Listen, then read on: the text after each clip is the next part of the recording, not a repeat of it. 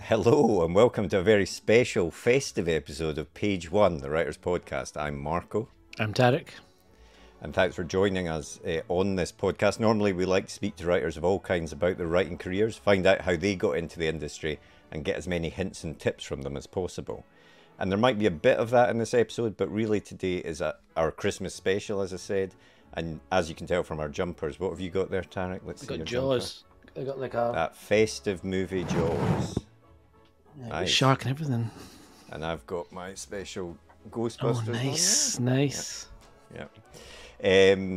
So for a special episode like this, we thought we would go bigger than we have before. Regular listeners know that we normally have one guest. Sometimes we've had two guests.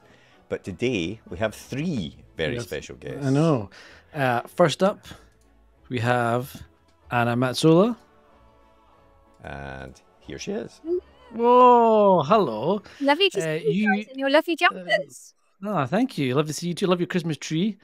Anna, of course, is an award-winning author of 5 historical crime novels. She appeared way back in episode 99 in March 2022 to chat to us about her writing. And she's also now writing legal thrillers under the name Anna Sharpe. And your first legal thriller, Notes on a Drowning, is out next month. It is. Good knowledge. Recording. Yeah. Very exciting. Thank you for coming. I like you got Christmas tree and antlers on. I've got antlers. I've also got a jumper that says, "This is my Christmas." Nice. And I've also got, hang on. I like it. I've also got a Christmas cat. A Christmas cat. Excellent. The true spirit of Christmas. What's the cat's name? This is Sydney.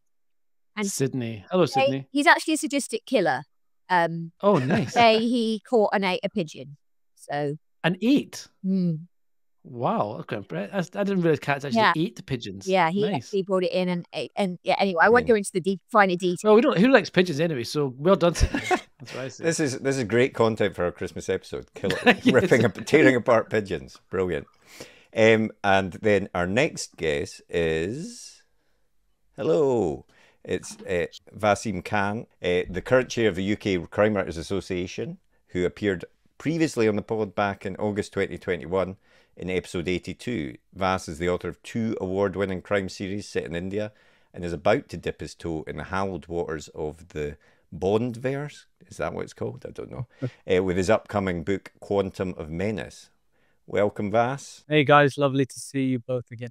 Can I say it's already been worth the price of admission because you've got all sorts of rainbow lights that remind me of Close Encounters of a Third Kind behind you. Oh yeah, Eric's got a lightsaber.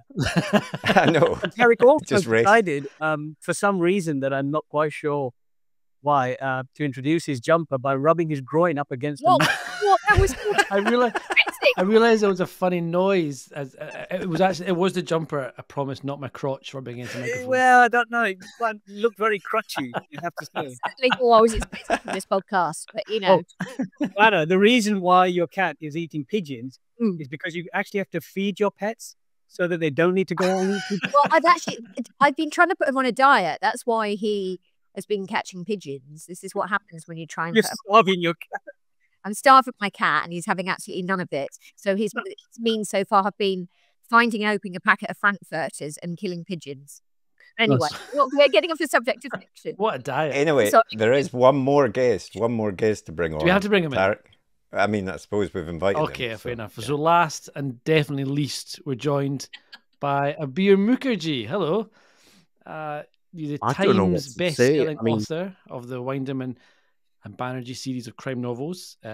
You also appeared with Vas back in episode 82, and your latest book, Hunted, has been acclaimed as one of the crime thrillers of the year. That's pretty cool title to have there. I'm just, firstly, I'm very upset that I was last on. Secondly, I made such an effort. I went to the North Pole. I'm in Santa's house. Does Santa know you're there? I put on a Is the crotch rubbing optional? No, I'm afraid it's if you're in a Christmas jumper, you have to rub your crotch in the microphone.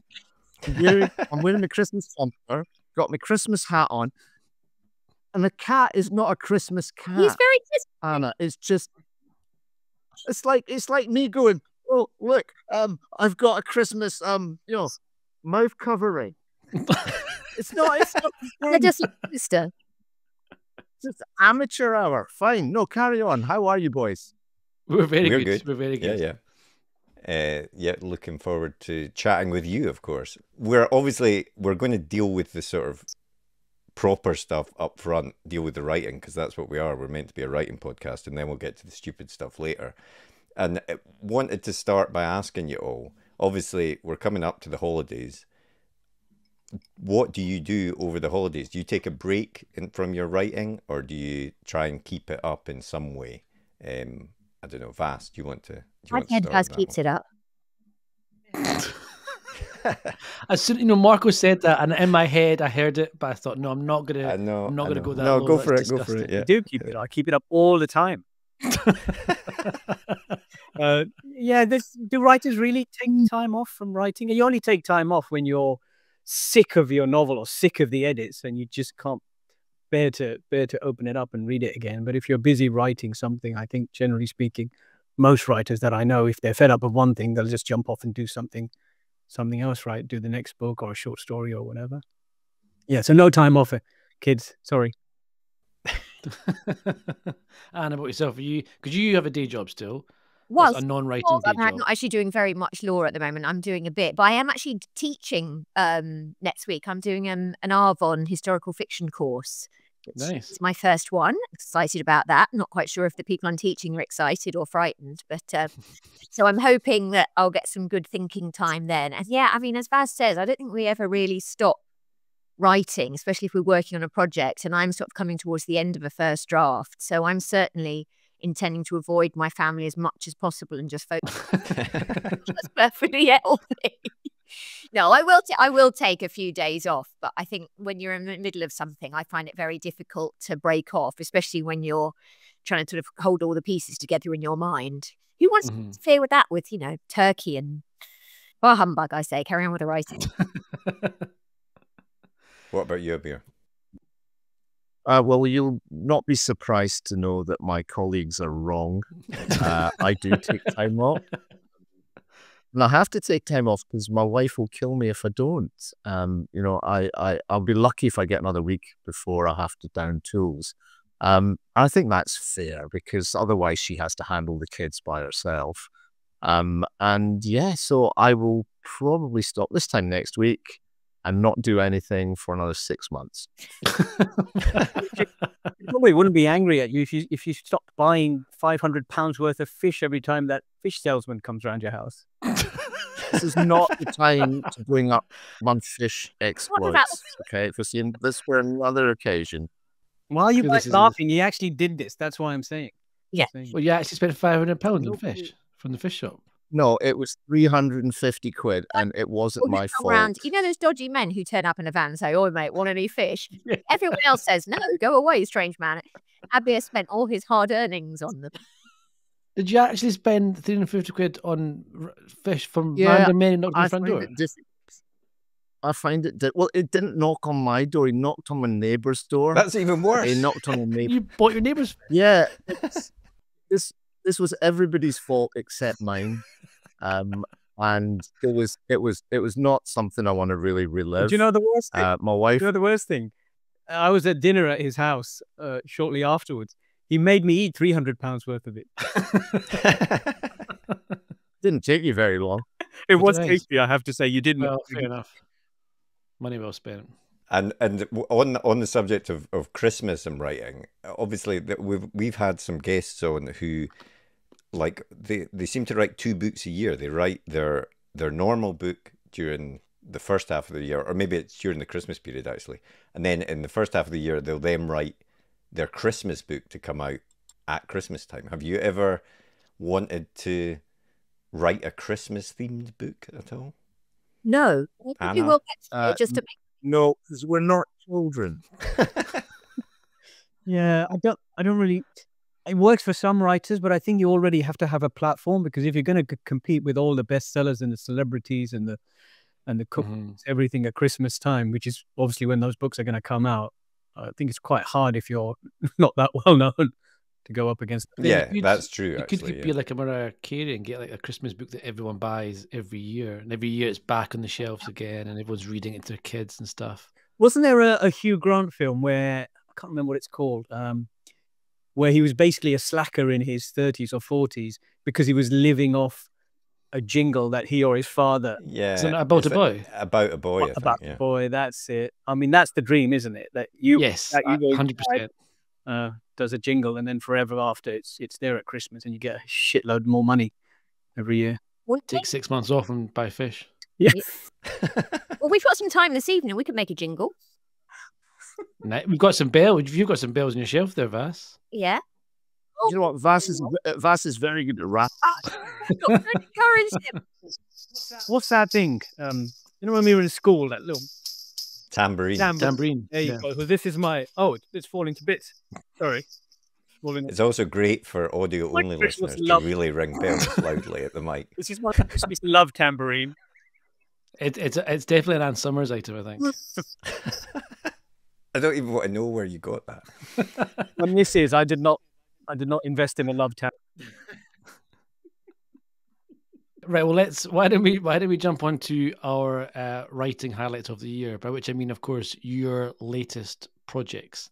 So, Anna, you've got a new book out in January, Notes on a Drowning. Why don't you tell us a little bit about that and why the switch from historical to legal? Yeah. Well, I mean, I'm just trying to write something that someone will buy, basically, like the rest of us. So up until now, I've written sort of dark historical crime, which I love. But I decided I needed to try something modern in the real world with things like fax machines. So I've written that's relatively recent. And it's sort of, I got the idea partly from the Epstein case and this idea of the kind of incredibly rich, powerful people he hangs out with or hung out with on the surface and all that glitter. And then beneath that, the incredible seediness and what was going on and how he was, potentially using some of that material to manipulate powerful people. So that it's a kind of, they're calling it a legal thriller, but it's sort of legal political. It's about corruption and abuse of power, but it's also a crime drama, really. So it's quite a departure from what I've written before. And yeah, well, we'll see what happens. 23rd of January. Let's just hope someone apart from my mum buys it. That sounds brilliant. I do love a good legal kind of political thriller. I have to say that sounds right up my street. Oh, good. That's two sets. Well, I've read it. It's fantastic. Do you know what? It's a serious subject told with a lightness of touch and a bit of humor as well. And the ending just is at such a pace. It pains me to say how good this book is because Anna wrote it. But it's very, I'll buy you £300 worth of fish products next time.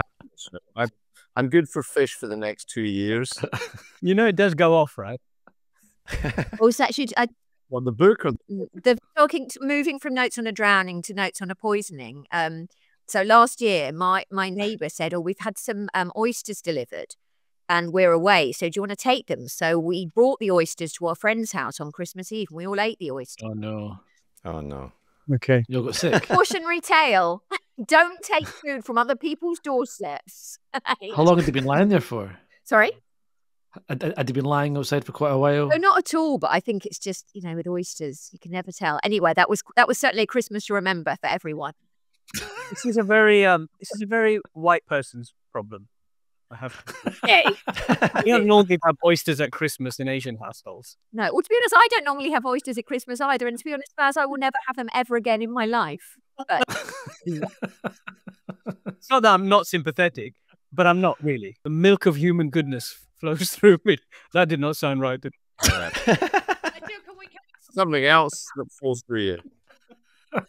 After you've eaten Abir's fish. Euphemisms in this episode are just through the roof. Vas, I was going to ask you, obviously I mentioned it at the start, I teased it, but you've got, quite a departure, I think, from your usual books. You are writing in the James Bond universe. How did that come about, and was it exciting to do? Yeah, can I plug the book that I actually have out this year? first? No. Yes, no, go for it.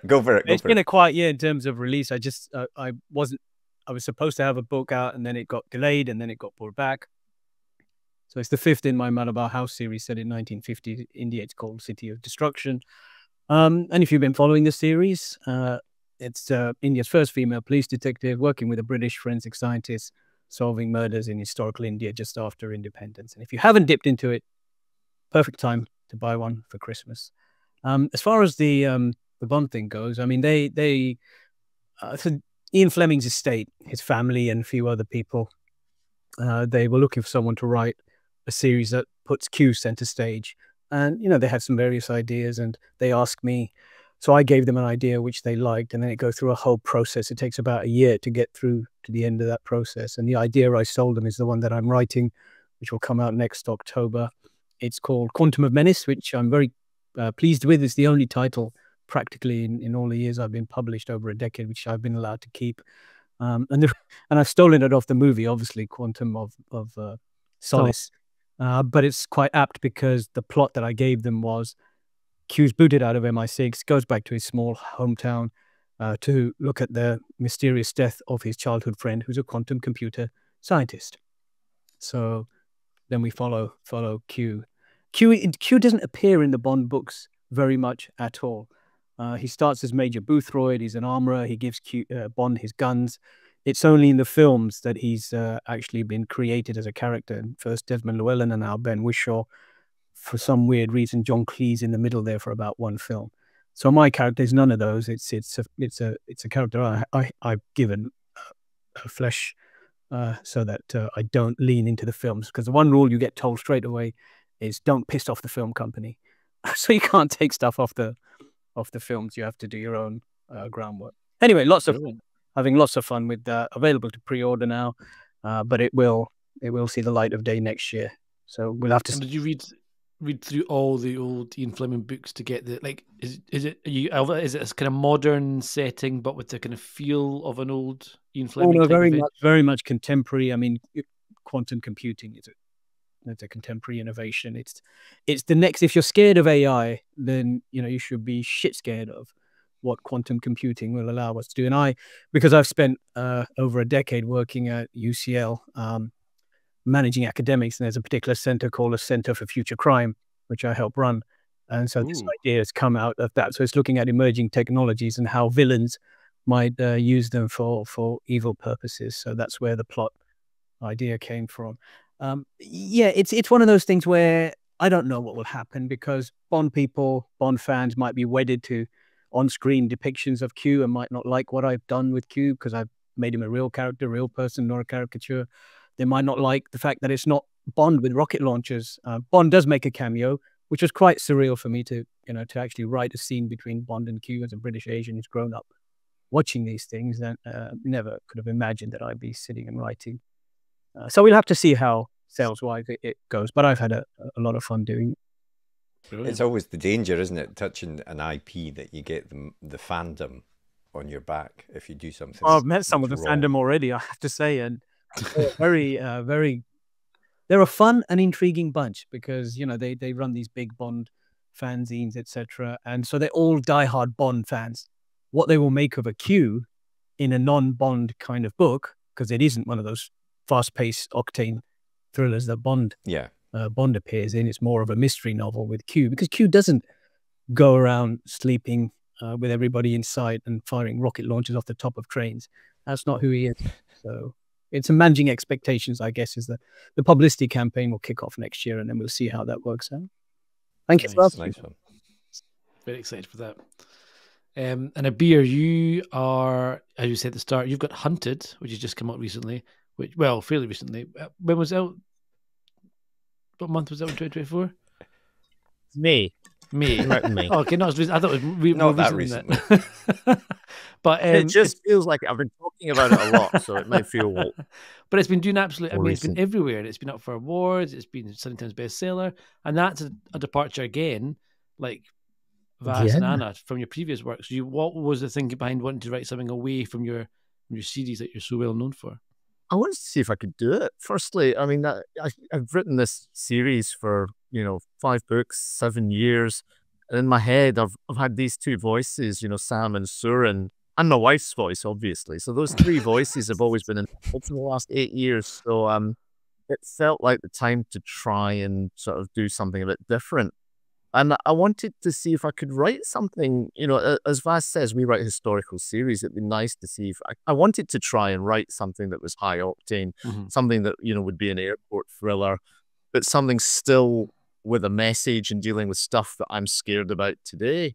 So this book's about radicalism. It's about populism. It's about the rise of the right wing. It's about American politics. And it's about a father and a mother trying to find their kids.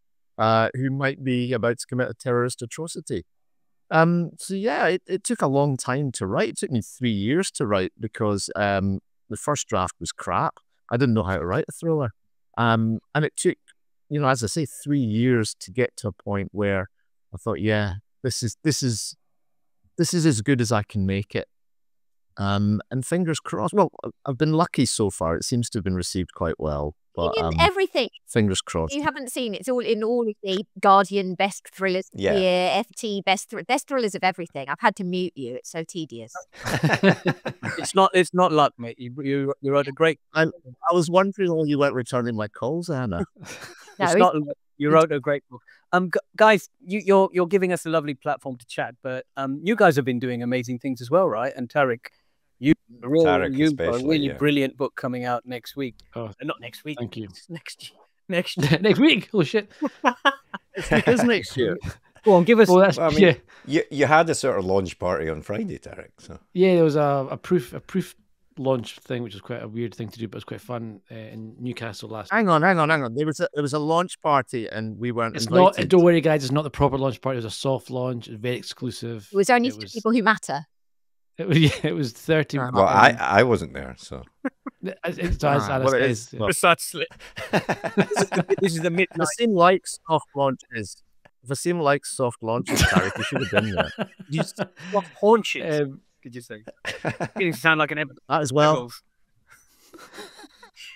But yes, this is The Midnight King, which is out in April next year and is a serial killer story about a son who comes back home for his dad's funeral in Nashville, and his dad is a kind of local author, celebrity, serial killer, and is now dead, suicide, and his son finds a box of trinkets in the closet from all the victims, and there's one trinket on top from a young girl who's been missing for a few days and might still be alive, so he goes out to try and track her down before to find out if she's dead or alive, I suppose.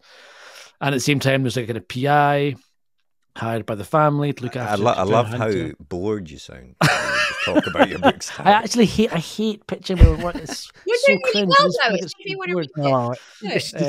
And then the most important thing, of course, is that the author has written this manuscript called The Midnight King, and this appears throughout the book, and the characters read it, and it kind of gives a backstory of the killer, and also kind of affects the reader in a kind of Yellow King type way, kind of strange way. You've read it. Oh, Marcus read it, and you've read it, Vas, as well. Yeah, a lovely nice quote. Things, and in spite of Tarek's seeming utter disinterest in his own book, it's like really, really good, and I think it's going to be one of the thrillers of next year.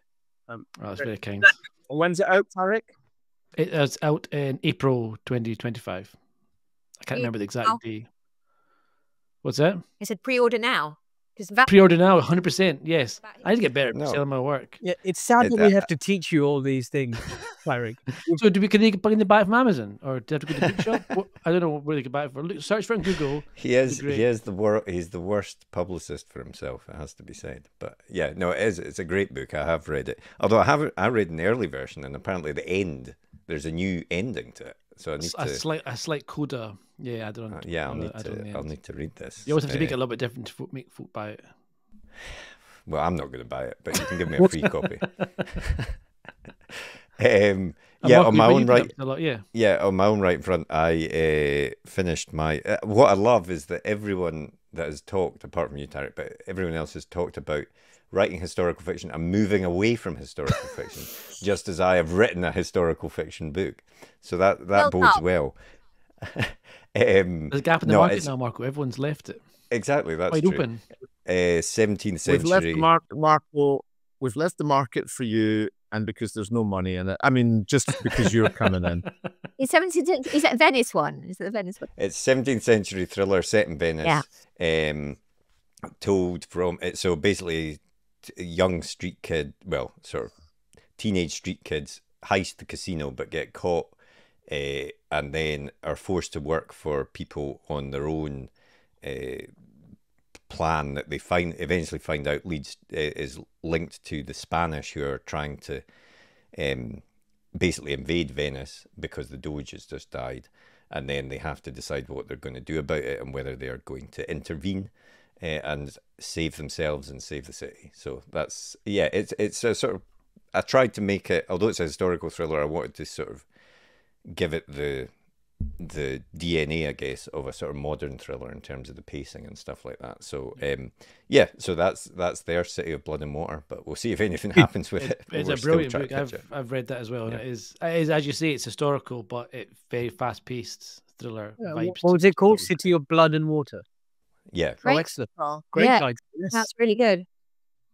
So yeah, we'll see what happens with that one. But so yeah, lots to look forward to. Although, as I say, I'm not thrilled that everyone else is moving out of historical fiction. Look, just as I'm trying to move. Joking aside, historical fiction is actually at a real high at the moment. So I think we're just experimenting because we've been doing it for a while. But it is, yeah, absolutely. If you look at the numbers, historical fiction really does overall sell well. Now, obviously, it doesn't sell as well as psychological thrillers overall, etc., etc. But what I've heard is that historical is not doing very well. Maybe this isn't the place to talk about it on a Christmas podcast, but I think historical is not doing fantastically at the moment. But I've heard that thrillers set in Venice are going to do amazingly. I've heard that they are going to be huge. 17th century Venice. 17th century Venice is where it's at. It is. That's what it's smart money, is it? It is. Yeah. That's it. I'll bring it back into fashion. Don't worry. Well, about that. Best of luck getting that out there. I hope so. Thank you. But yeah, we also I gave you all some homework very late on this afternoon before we recorded this. There's a game at the end which we will get to. But before that, I wanted to, as with all of these shows at this time of year, a review of the year. What was starting with your books, what were your favorite books of the year that you read? Now, they don't have to have been published this year, just books that you read this year that were your favorites. I'm going to start with Abir. Right. Well, funny you should say that my favorite books are not published because there's some brilliant books coming out next year, but I'll talk about them next year. We've already talked about Anna's. There's a Laura Shepherd Robinson's got a book out next year, which is an absolute cracker. Very good. Books that you can read this year. I'm going to start with The Burning Stones by Antti Tuomainen. Now, have any of you read that? Oh, no, I've not read it. I've got some of his books, but I've not read that one. That's really funny. That one. It's great. It's a sort of meditation upon middle age with death and saunas. This man kills people in so many different ways with a sauna. You wouldn't think it's possible, but it's just, on one level it's a humorous book, but on another level it is a contemplation on what it is to get older and get to middle age and not necessarily be the action protagonist that you always thought you would be. And it's got that sort of Finnish, that sort of Finnish sort of air of being one step away from suicide at all times. It's got that to it. And so yeah, I would heartily recommend it. And it's quite a short book, so you'll read it very quickly, and it's a nice antidote. See what I did there? Antidote, because it's antidote. Nice, I like it. Yeah. See that? That's why I get paid the money I get paid, mate. But not much. But it's great. I love that. Nice. Do you want another one, or do you want to go someone else? We'll go someone else. We'll go Anna. A book I've read. I mean, I've read so many good books this year. I mean, I'm not going to do badly on the film bit when we talk about films, but I have read a lot of books. one that was really stand out for me, and I shamefully hadn't read any of his books before, was Oliver Harris's The Shame Archive. I don't know if you've read any of his books. This is the latest in a series, but you actually don't have to have read any of the series. And it's about, it's kind of a political thriller, really, but it's also about the Secret Service, and it's about a security breach, and you realise that someone or some organization is releasing highly classified information about the misdeeds of politicians, royalty, business leaders, and also about the service's own personnel. And it's just a masterful thriller, really. Even if you don't think you like political thrillers, I'd highly recommend reading it. It's just really a masterclass in how to write a thriller. I think he's sort of Mick Herron level good. I'm going to read all of his books. That sounds awesome. Yeah, really enjoyed that. Vaz, you're up. Vaz? So not crime fiction. So I read a lot of crime fiction. About your own books, Vaz. Crime fiction. So it's a book called Nero by Con Iggulden. Oh yeah. Oh yeah. His Nero trilogy, and you know, we all think we know who Nero was and what he did, but when you read this book, you realize that he's even more bonkers than you were. I mean, some of the things that I didn't know about him. For instance, he once sentenced a woman to death by giraffe, as one does. As you do. Yeah. He introduced a urine tax. I'm not sure. Death by giraffe. How does that? Yeah, I was just going to ask the exact same question. Well, I guess it's like the old Mughals. I mean, Abir knows this. The old Mughal emperors had death by elephant, right? And you'd have to put your head on a stone and it would just crush it. So I'm guessing you get... It's an elephant. What did giraffe do to you? Giraffes' feet are about this big. Have you ever seen a giraffe? They just swing their necks really hard at you. What if a giraffe kicked you?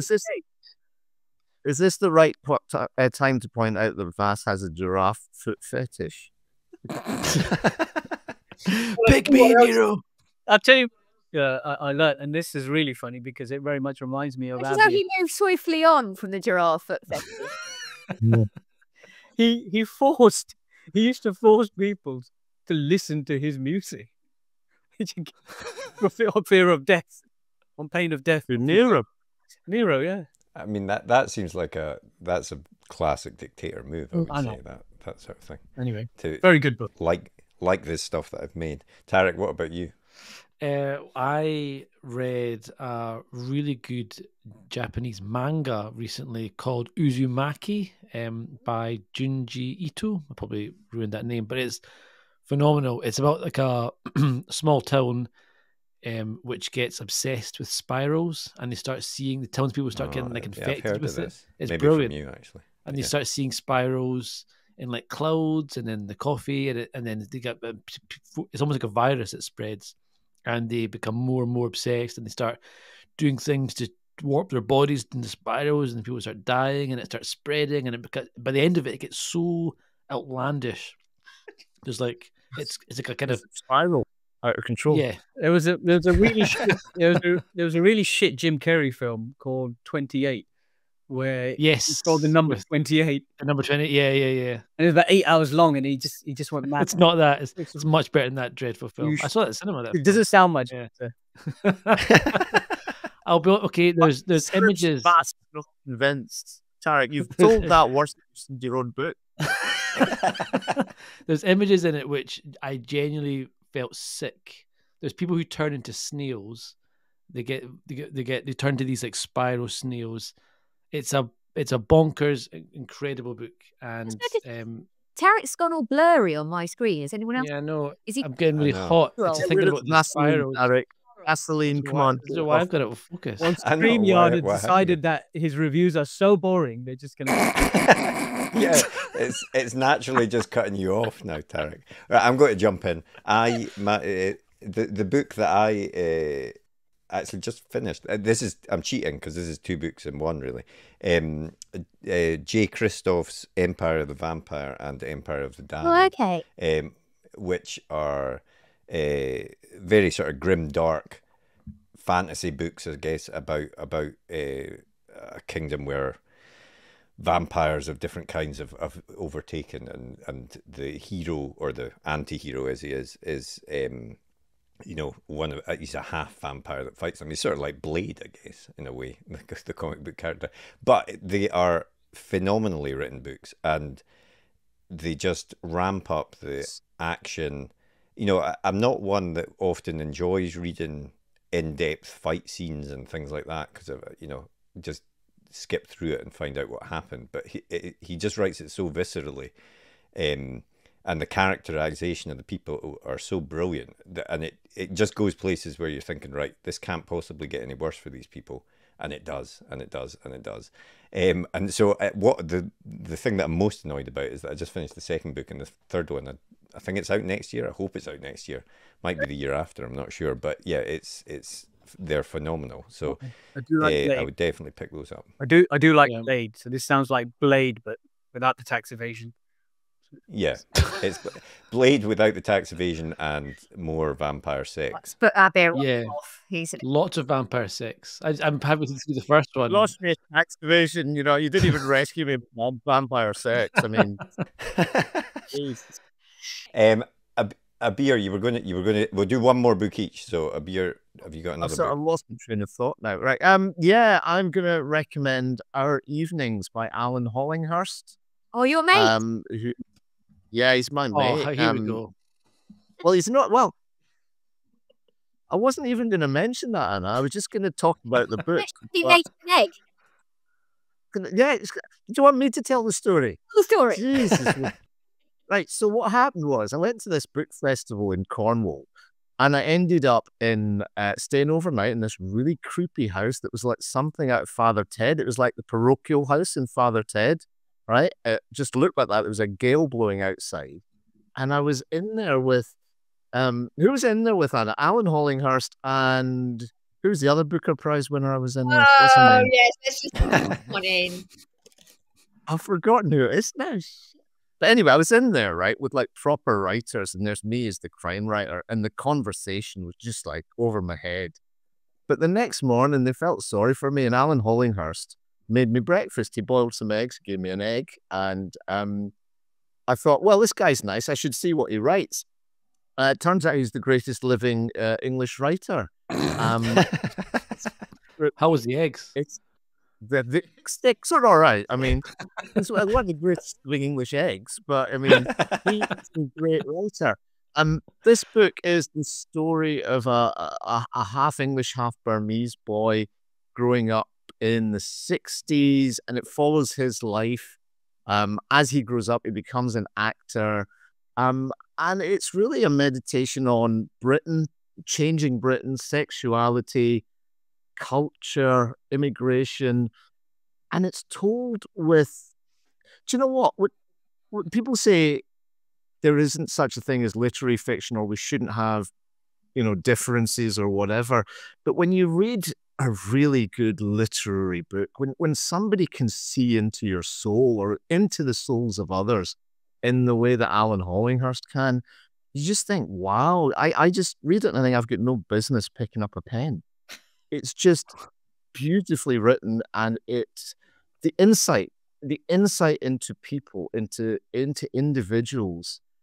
He says the sorts of things that are always fuzzy in my head, and when you read them on a page, it brings it out into clarity, and you think, yeah, actually, that's right. I think that way, but I never put it into words. Yeah. And he makes a phenomenal egg. What kind of egg? What kind of egg was it? A boiled egg? Boiled. Yeah. He did give me a choice. He said omelette or boiled, and I panicked and said boiled, even though I prefer omelettes. But rank your eggs. Rank your eggs. Yes. Fried, boiled, poached, omelette. Oh, poached. Scrambled. Just hung her up. Poached at the top, scrambled, omelette, soft boiled, hard boiled. Masala scrambled? I don't like masala. Well, what fried? Fried? That's Glasgow, isn't it? That's just a heart attack going to happen. I'm not allowed fried eggs anymore. You'd pick a hard-boiled egg over a fried egg? I wouldn't, but I'm not allowed it. Kill me. Oh, okay. I mean, focus. What did you do? Literary fiction, and you just want to talk about eggs. Yeah, well, I know that's sort of discussion this is, Anna. Tarek, you're back. Focus, mate. What did you do? I know. It's the egg chat. I think I'm back. Ah, yes. It brings it all together. Anna, your second book. My second book. So this is also kind of cheating because it's two, because I read both of Wendy Joseph Casey's books this year, and they're just extraordinary. So these are non-fiction. She's a judge, and they're about cases, or sort of an amalgamation of cases that she's dealt with as a judge at the Old Bailey, the Central Criminal Court in London. And she is just the most brilliant writer. She's just, as Abir was talking about, some people have just got this extraordinary ability to capture reality and how we think about things, or how we want to be able to think about things. And she writes with such erudition and wit about what a really quite tough case. So the book that came out this year, which is the one I'll focus on, is called Rough Justice, and it's specifically about whether women get a fair deal out of the British justice system. Spoiler, they don't, but she does it. You know, it isn't sort of rammed home. It's done very subtly. And what she does is she gets 4 different cases, and she explores how they play out in court and how it works for both the judge and the counsel and the victims and the witnesses.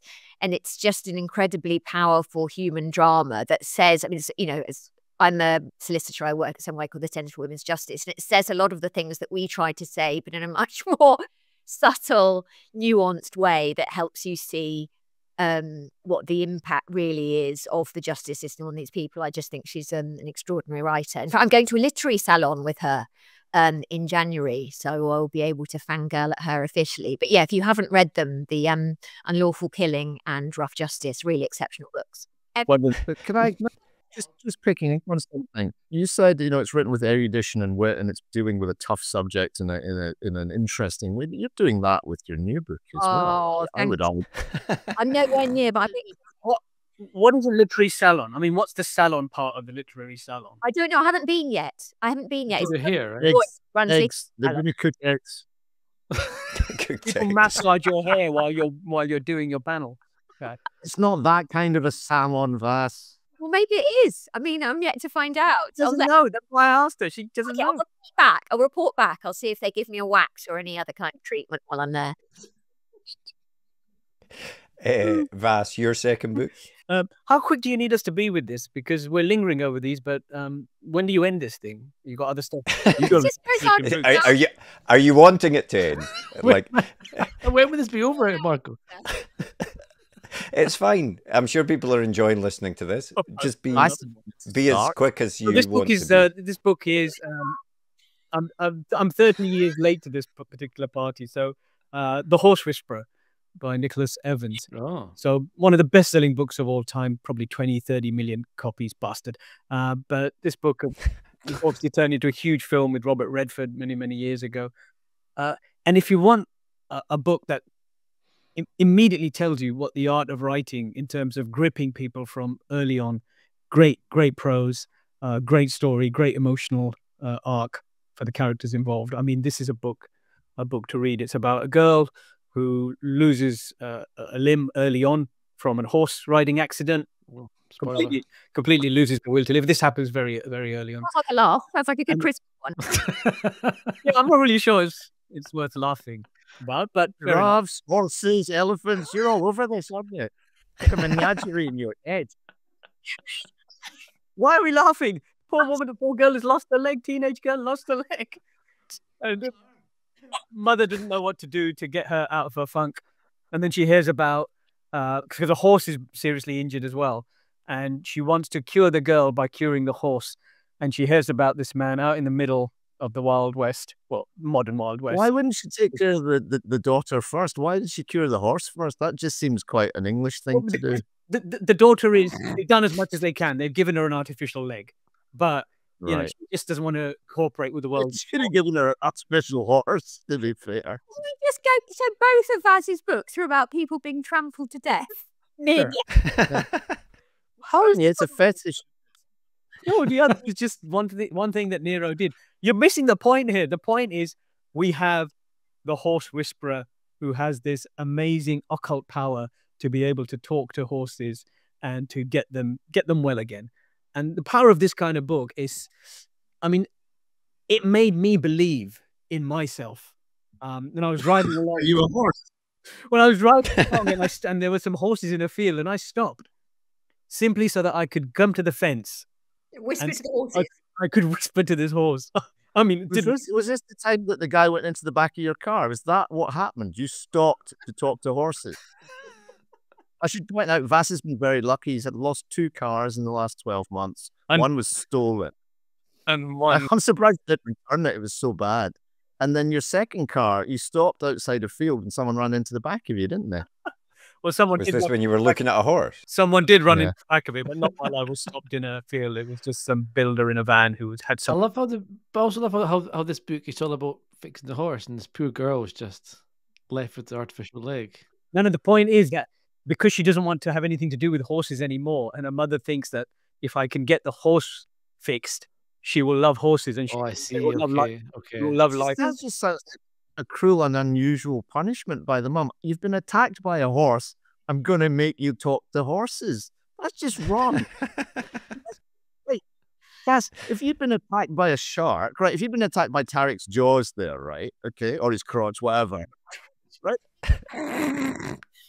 Would you ask if your wife had been attacked by a shark, Vas? Would you then ask her to get back in the water and befriend a shark? Probably would. Well, I'd rather that than be attacked by Tariq's crotch, I have to say. There'll be no survival. As a death sentence. So I'm gonna move straight on to, and I'm going to combine this category: TV and movies that you've watched this year that you've enjoyed. And I'm going to start. I researched both. That's not fair. I wasted a lot of time doing this work. Well, you can do them. You can say them both at the same time. No, I'm not. What he's saying. Stop waffling into other territories. Be quick. I'm going to doing say, your jobs for you guys. I'm going to start with Abir. Abir, I'll tell you what. I'll let you do movies and TV if you're quick. Movies first. I was going to say I haven't watched any films this year that I've enjoyed. I've seen several that I've not liked. But then I thought, no, there was one film that I did enjoy, but it came out last year. It's called The Burial. Anybody seen that with Jamie Foxx playing a courtroom I've heard lawyer? about it. But I've seen it. It's good. Really, it was great. It's Jamie Foxx and Tommy Lee Jones, where Tommy Lee Jones plays this funeral home director who's trying to get his business taken over by a massive company, and he ends up going to this black hotshot fancy lawyer. And it's based on a true story, and it's great. The relationship between Fox and Tommy Lee Jones makes this movie. It's just a charming, wonderful courtroom drama. It's quite funny, and I would recommend you watch this. Films I don't think you should watch. Deadpool 3 and Wolverine I thought was awful. I was looking forward to year, and it was nothing new in it. There was nothing clever.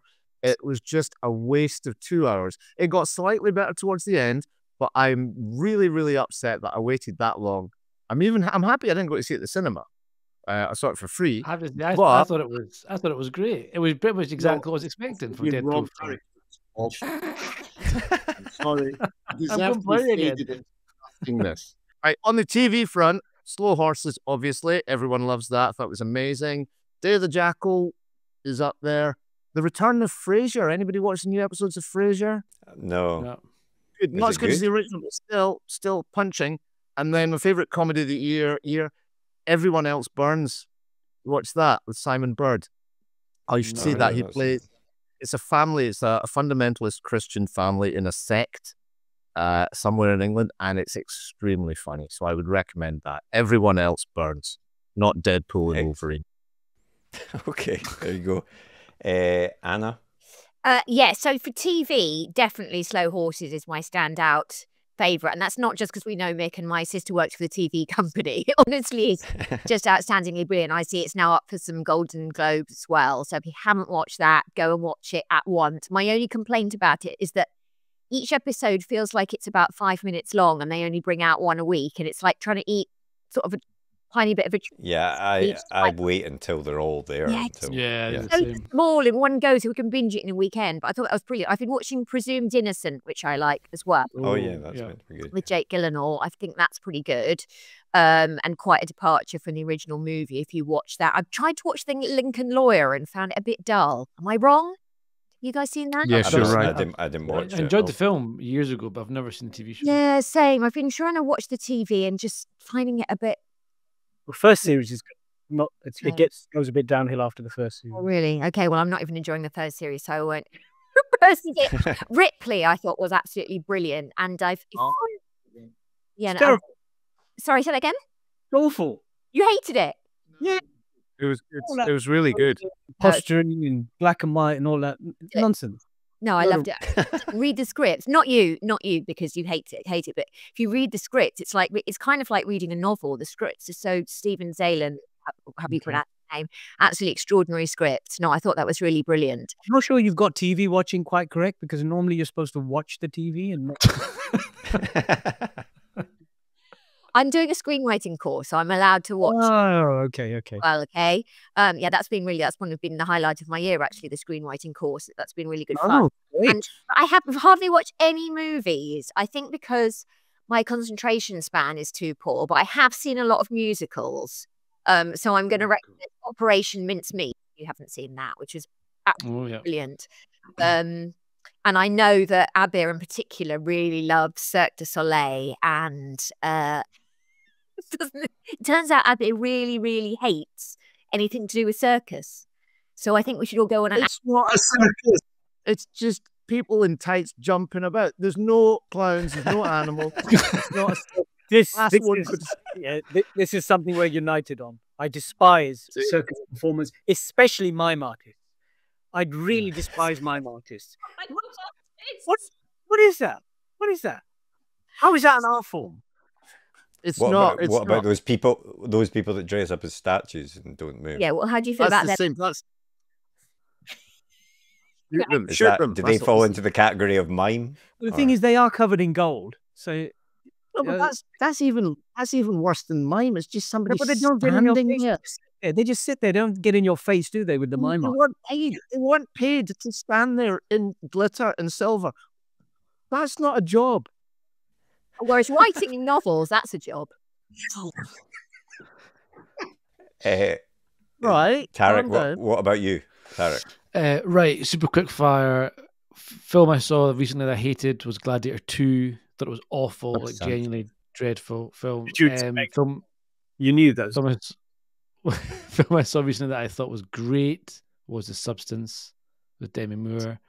Incredible body horror. Yeah, what you're seeing is that Tarek loves and disgusting body horror stuff. Yeah. Probably don't watch it with the family at Christmas. Probably don't watch it in front of the whole family at Christmas. Yeah, it's great. Lots of good commentary on the current status of like beauty in Hollywood and the lengths people go to, etc. And Alien Romulus is brilliant. Love that. If you're an Alien fan, it is a no-brainer. Return to form.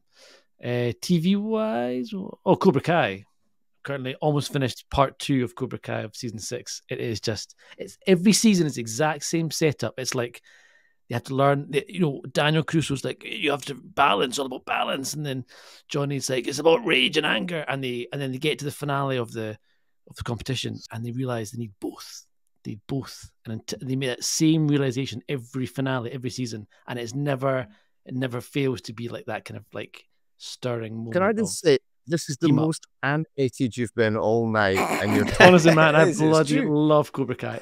I was watching it last night, and it was just edge of my seat. Some of the fight stuff is actually genuinely really good fighting. The ending of season 2 is a battle in a high school, and it is up there with any Marvel finale I've ever seen. It is fantastic. You do realize these are just teenagers kicking each other in play fighting. I mean, it's no. Every teenager in LA does karate, and they're all bloody good at it. The first season was good.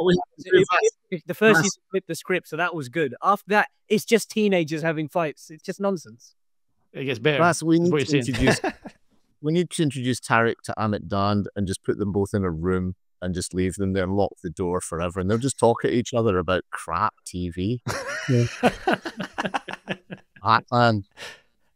Vas, what about you? Oh, very quickly. I watch too many films, I guess. So I'll just mention one, which is The Holdovers. Yeah. I've not watched that yet. Old-fashioned filmmaking, no CGI, just great acting, a great script. grumpy professor in a boys school, in one of these elite boys schools in America. Some of the kids have to be held back. So vibes of the Breakfast Club when I was young. So it's vibes of that, but funnier and just better written. Yeah, really. Yeah, I love that. Can I ask you a question? Has anybody seen a film called Hundreds of Beavers? I've heard of it. I've not seen it though. I've heard it's really. It's basically about a guy that has to take down hundreds of beavers. And sorry, you were slagging off my like in Cobra Kai, and you're watching Hundreds of Beavers. I haven't seen it. I want to watch it to see if it's good. But it's meant to be. Because if not, Vaz is not interested. No, is this like the state? The giraffe. No, is this like the Beekeeper, where Jason Statham? He's not really a beekeeper. Apparently, it is The Revenant meets Super Mario Brothers. So I can't even work it on my head what that even means. Hundreds of beavers. That's hundreds of beavers. He's like jumping on shells and stuff. No idea. Got to find out. We're going to watch it as a group. Excellent. Right now. A watch party for Hundreds of Beavers. Right, I'm going as well, since no one's asked. The TV, The Penguin. Really liked The Penguin. It was brilliant. And Dark Winds, which is a sort of Navajo. That's his lactose intolerance coming out of Kent. Yeah, I know. It sounds like a film called Wind River. Wind River is a brilliant film. That's a brilliant film. It's actually there are similarities because it's about Navajo reservation, but it's about sort of True Detective meets that. Yeah, and it's got wind in the title. It does. I've not seen any beavers in it yet. No. Mine do. So disappointing. Not even one. Never mind hundreds.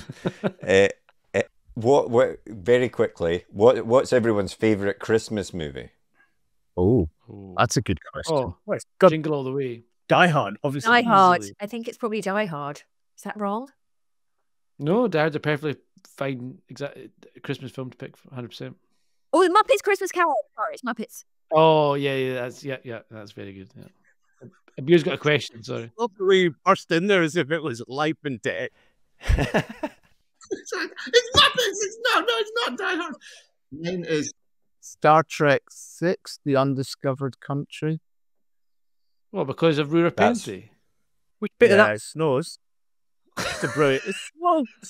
That's not a Christmas film. That's not. Is that not? Well, that's not. Is that not Star Trek 4 anyway? No, it's that's Voyage Home. That's the Wales. Voyage Home. It's when they go to Kirk and Spock get sent to the penal aspect. Yeah. Okay. Well, your definition of a Christmas film is any film that's ever had one scene of snow. To be fair, there's something in that though, because Planes, and Automobiles I class as Christmas film, but it's not. Well, I was about to say I just watched Planes, Trains and Automobiles. It's a Thanksgiving film, but in America they view Thanksgiving as the start of Christmas. So I've got a different one then. Like It Hot. That's a good Christmas film. Is that definitely Christmas? I haven't seen that for years. Is that actually set Christmas? It starts at Christmas, didn't it? Are they not on the run at Christmas time? I can't remember. It's been years. Little Shop Around the Corner, which I was watching the other day, the black and white one. That's like Christmas. Not heard of that. Never heard of it. I think you were watching somebody's. Got Mail? Yeah. Was that? Were you just looking at? Yeah. You've got Mail. He was looking at CCTV in some shop, basically. It's really famous and nobody's heard of it. So You've Got Mail. Yeah. No, it's the remake. Yeah, You've Got Mail was a remake. You've Got Mail was a remake of that. Yeah. It's a very, very famous film, guys. Come on. Not as famous as You've Got Mail, though. To us heathens. Okay. What about you, Marco? Oh, me? Yeah, well, if I can't have Planes, Trains and Automobiles, which I love, then I would go probably a tie between Klaus, which on Netflix, the animated thing, I really love that. It's good. And Elf as well. Yeah, I do love Elf. It's another good one. They're very dark. But Elf's not dark, I wouldn't have said. What version of Elf have you been watching? Well, the one I saw a film, I'm sure it was called something along the line of Elf. There's an elf in the barn, a family moves in. That's not a different film. People end up. This one has Will Ferrell. People get stop talking Vass. People told him to spy out. We're down the Greg Wall Street again. Come on.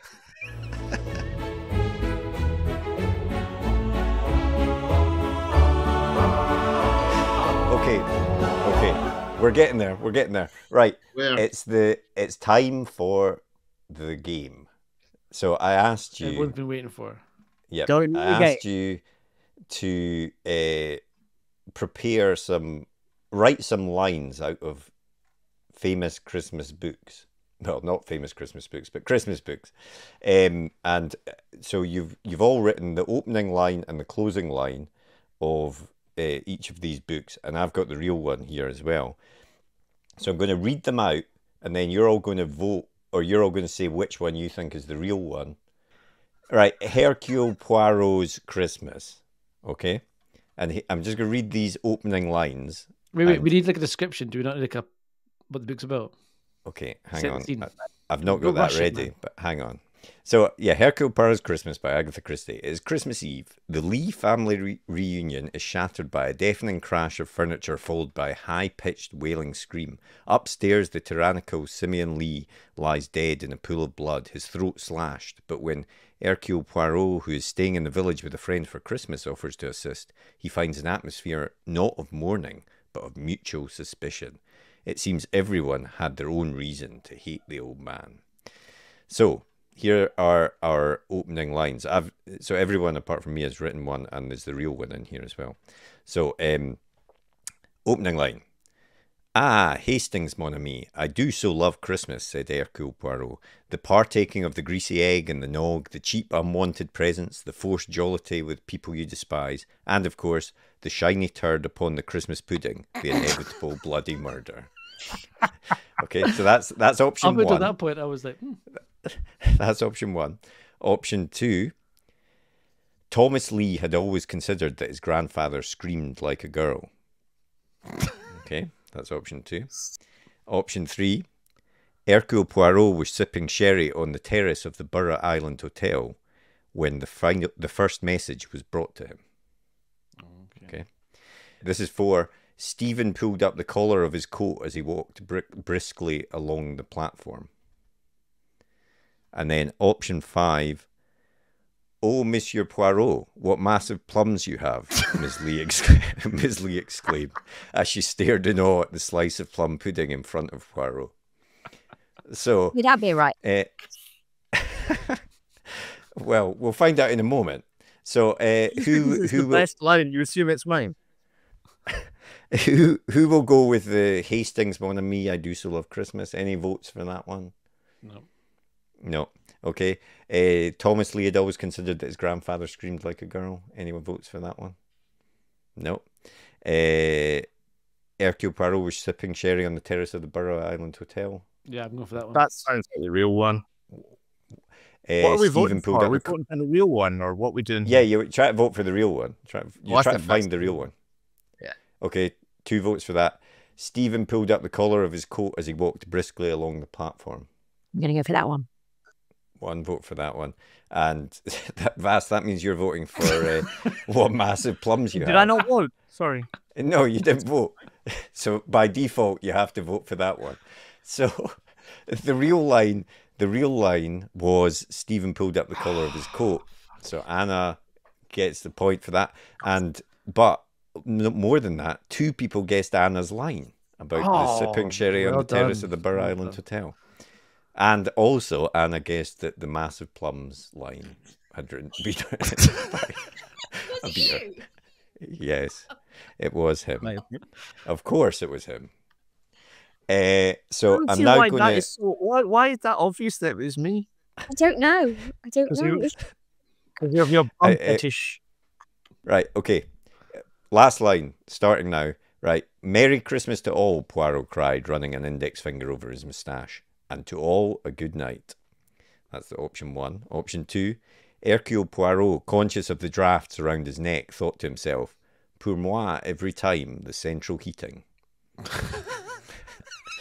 Option 3, so Tiny Tim, I have unmasked you as the killer. You may have fooled the others with your fake crutch and your gentle and loving nature, but you do not fool Poirot.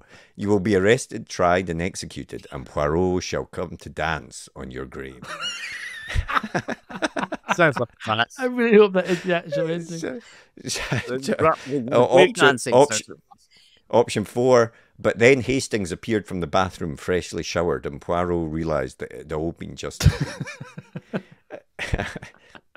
And option 5, goodbye, cher ami, and bon Noël. So votes for Tiny Tim and Dancing on the Grave. 1 vote for that one. Votes for the central heating line. Yeah, for central heating. That's so weird. Okay. Votes for Merry Christmas to all and to all a good night. 1. Okay. And goodbye, cher ami, and bon Noël. Yeah, I've got that one. 1 there. And no one's voting for Hastings and the Dream line. No. I'm afraid. The Dallas ripoff. Yeah. I'm not stuck. I'm just keeping my finger up. I've not frozen. The real line is Hercule Poirot, conscious of the drafts around his neck, thought to himself, pour moi every time the central heating. Well done, Anna. Anna's storming ahead. Yeah, she is. She is. And also someone guessed, Tarek, you guessed Anna's one, goodbye, cher ami, and bon Noël. Vass was Tiny Tim. And Abir was Hastings. Okay, Polar Express. Opening lines. We'll go option 1. One Christmas when I was 8 years old and very poorly, something magical happened to me. Option 2. I like that. That's a good one. It was the morning of Christmas Eve and the snow had yet to fall. Option 3. As the boy stepped onto the train, he slipped the 500 Magnum from his belt and shoved it under the fat controller's ample chins, growling.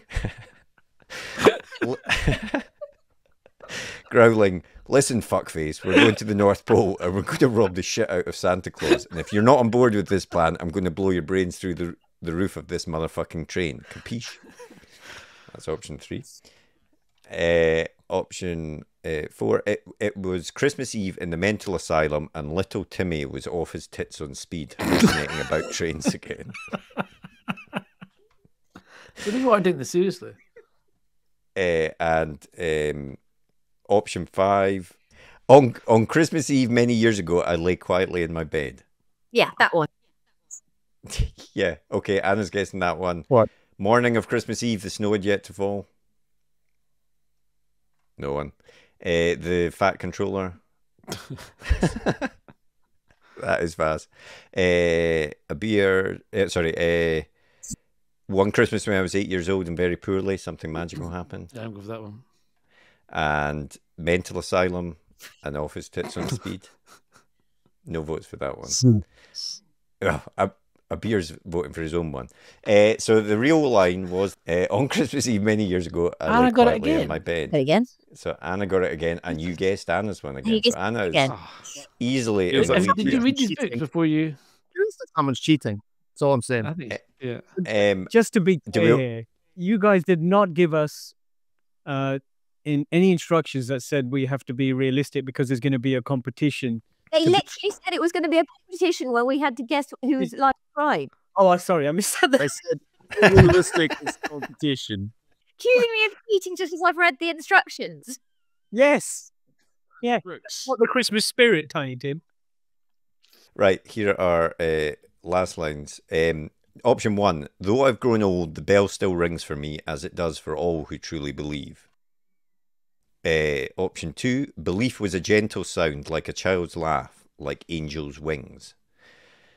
Option 3. The boy lay in a pool of blood, Santa Claus standing over him, smoke pouring from his double-barreled shotgun. How's that for a Christmas miracle, shithead? Option 4. And the last elf shouted, farewell.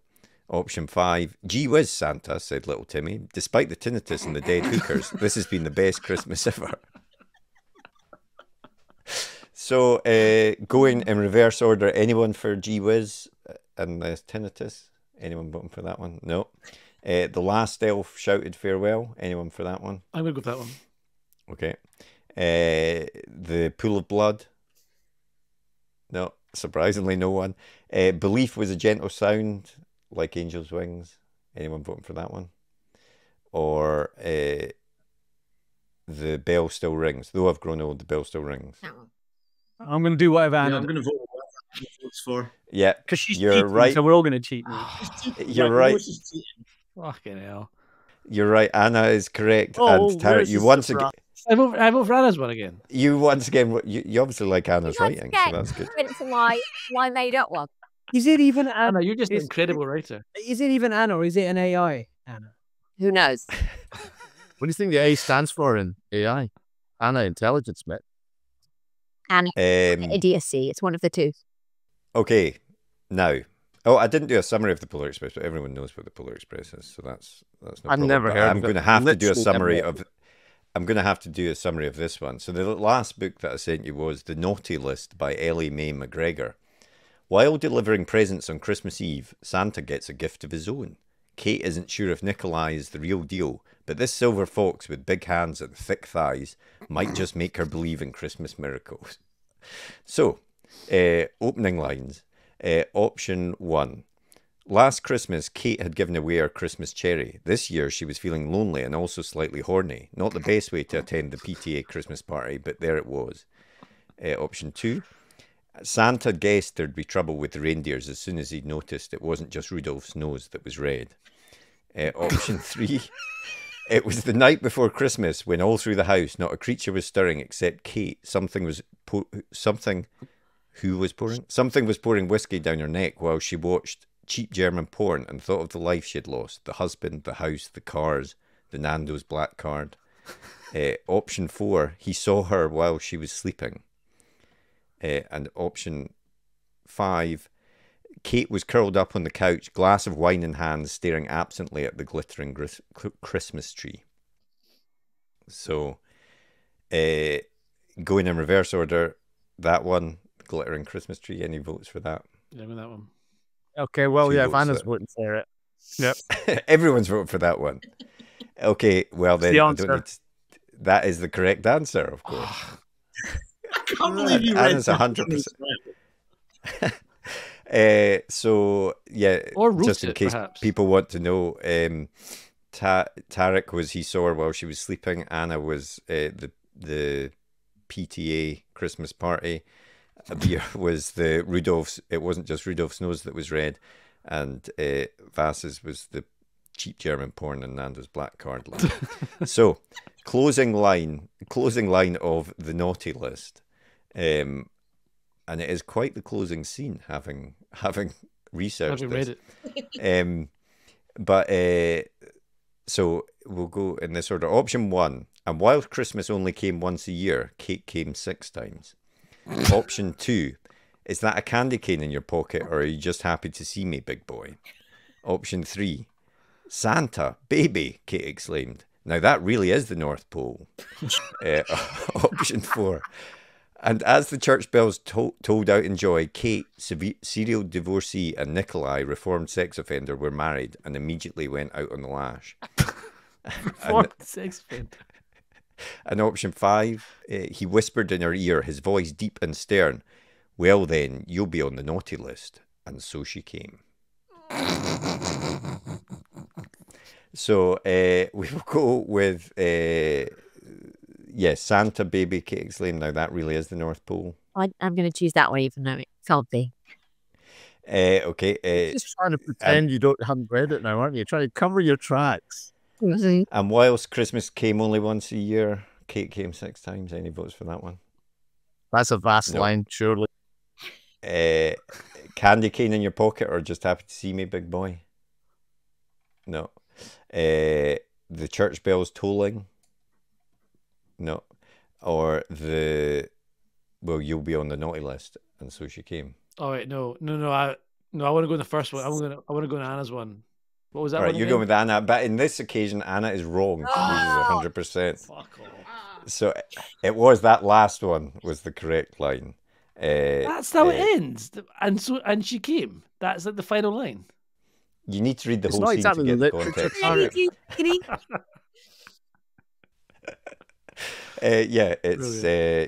There you go. What is the last scene, Marco? You've read the last scene. What's happened? I think I don't want to spoil it for you. It's on Kindle.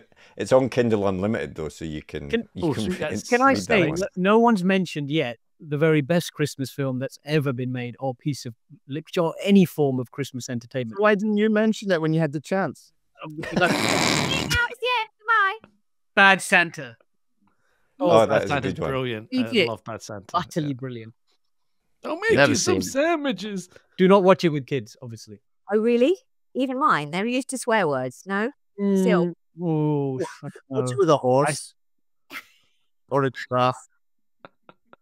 no, don't watch it with kids. I would suggest watch it first and then censor it if you think it's necessary. So Anna is the winner of that game. I don't and think also that was fair. I think that was rigged. I have to say. What we also learned was that person, as you know, but that's a whole load of bollocks. Well, I'm glad you've got the Christmas spirit for this. what we've also learned is that Tarek needs to buy Anna's books because he obviously is a massive big fan fan, of her. big fan, Anna. Honestly, Just don't let him review it anyway. Yeah, that's right. Even with 5 stars, it will sound terrible. There are people who've become drunkards just because of his review. You know?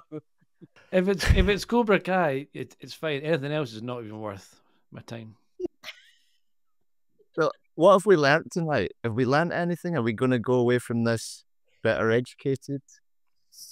I don't think so. No. I don't think. No, we haven't. Except Abir for Mukherjee. that. Yeah, Vas likes animals. Tarek likes Anna's writing. Abir likes soft-boiled eggs. Nothing. Ever like Yeah, mate, only if they're boiled by Alan Hollinghurst. Yeah. or any book prize winner. Any other book prize winner, though, he could remember the name of the other one he met. Yeah. Anna Enright. Yeah. Pulled it out the last minute. Mexican Sounds like one of those. What's her culinary speciality? She didn't make me anything, so I couldn't tell you. Is that why you forgot her name? That's why I didn't read her book.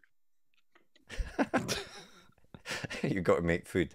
Well, on that note, I'm gonna start playing the music to end this episode. But thank you all. This has been the highlight of my year.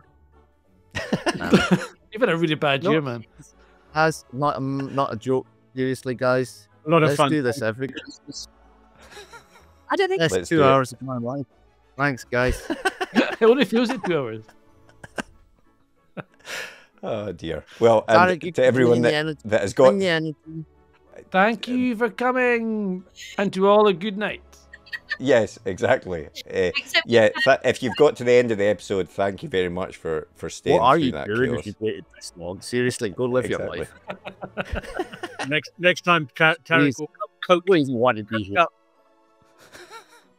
And thank you all for joining us as well.